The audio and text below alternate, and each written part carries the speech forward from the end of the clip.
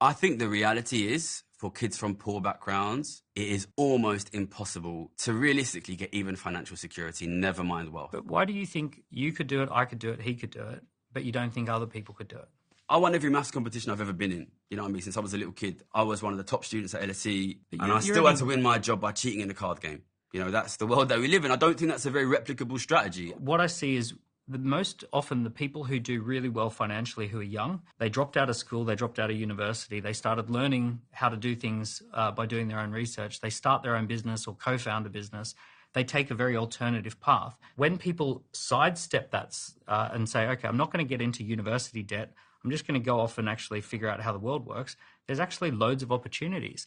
Okay, so I guess we've sorted it then. All of our viewers need to do just be more entrepreneurial. It's as simple as that. More entrepreneurial, start a business. Listen, my friends can't feed their kids, okay?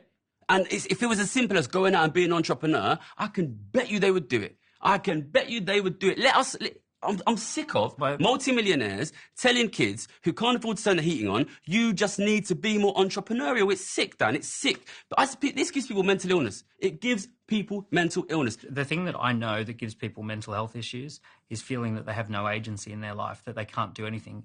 Your video where you talk about if you don't have a rich dad, you're screwed. There's no such thing as meritocracy. You're never going to be successful. To me, if I had have come across your content at 19, 20 years old, I would have been screwed. I'm so glad that I came across people who said, Daniel, you weren't born into a rich family. You don't have any bank of mum and dad, but it's cheap and easier than ever to start a business.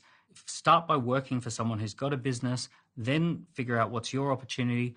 And there's a way. There is a way. I'm not saying everyone ends up as a millionaire, and I'm not saying everyone ends up equal, but I'm saying you can make improvements in your life. And the thing that causes mental health issues is the feeling of having no agency or no control over your circumstances until the world changes the whole economic system.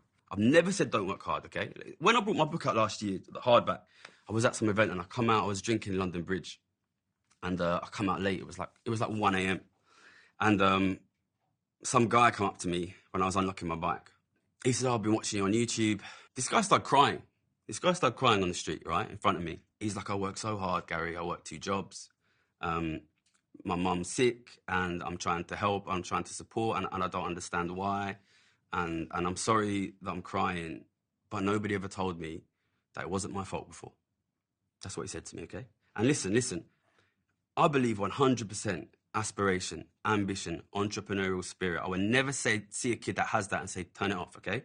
But the flip side of if you just work hard enough, you can make it, is if you didn't make it, it's because you didn't work hard enough and it's your fault.